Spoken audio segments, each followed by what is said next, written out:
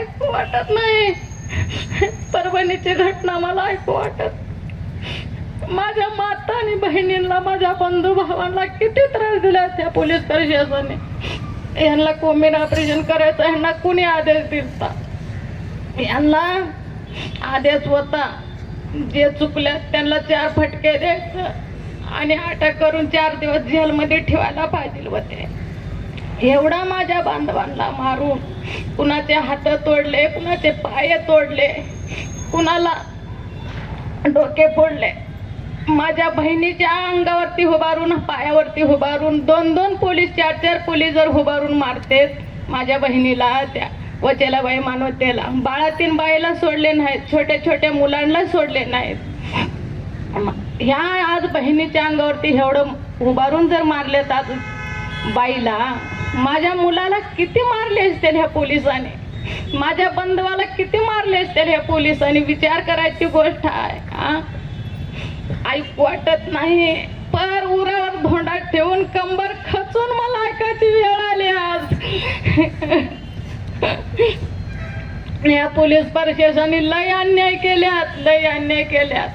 एवढा अन्याय करायला नको होत.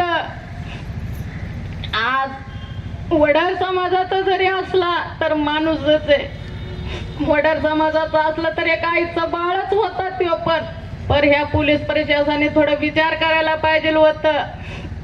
विचार करून माझ्या लेकराचं एवढं खून करायला नको होतं, मर्डर करायला नको होतं. पर ह्या पोलीस प्रशासनाने लय अन्याय केल्या. असा अन्याय मी कधीच ऐकलं नाही, कधीच मला ऐकण्यात आलं नाही, कधी मला बघण्यात आलं नाही. पण स्वतः माझ्या पोटचा गोळा गेला ह्या अन्यायामध्ये.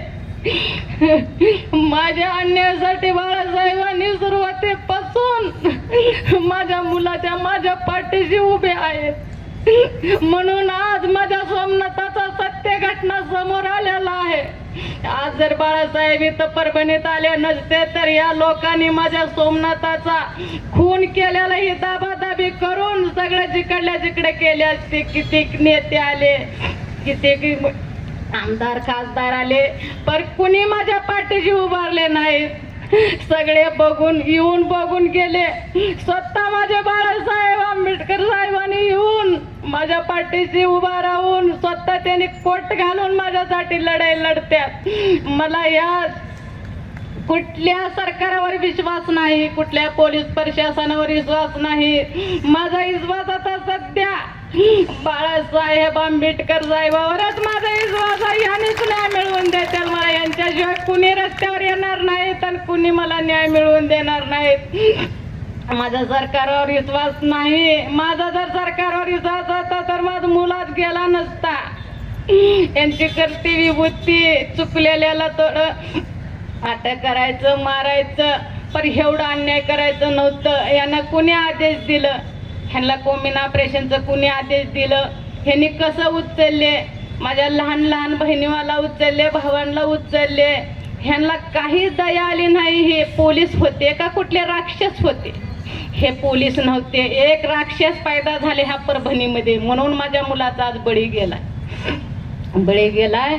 मला ज्या पोलिसांनी मारलेत, किती पोलीस आहेत, ह्याच्यामध्ये किती गुन्हेगार आहेत, त्यांना सजा व्हायलाच पाहिजे. त्यांना फाशीची शिक्षा झालीच पाहिजे. तेव्हाच हे आंदोलन, हे मार थांबल. तोपर्यंत थांबणार नाही. असं करायला नको होतं. एवढं अन्याय केले ह्या पोलीस लोकांनी, लय अन्याय केले. आज बळी घ्यायचं म्हणलं तर एक सोमनाथाचं बळी घेतले. आजू असे किती सोमनाथाचं बळी घेणार होते ह्याने. ह्या परभणीमध्ये सुजेतदादा आले तेव्हा कोंबीन ऑपरेशन थांबलं. साहेबांनी तिकडून फोन केले तेव्हा कोंबीन ऑपरेशन थांबलं.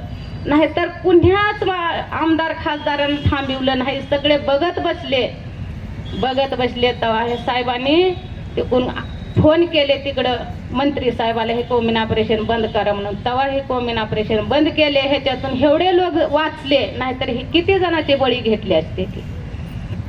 आता मला एकच म्हणणं आहे, आता सुजित दादा आल्यात ह्या परभणीच्या घटनेसाठी त्यांना फार वाईट वाटतं. असं व्हायला नको होतं, पण त्यांना लय वाईट दुःख झाले. मला झालं नाही दुःख, साऱ्या देशाला झाले, साऱ्या जनतेला झाले सोमनाथाचं दुःख.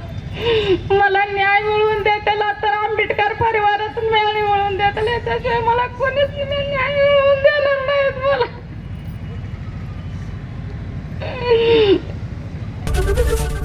एबीपी माझा, उघडा डोळे बघा नीट.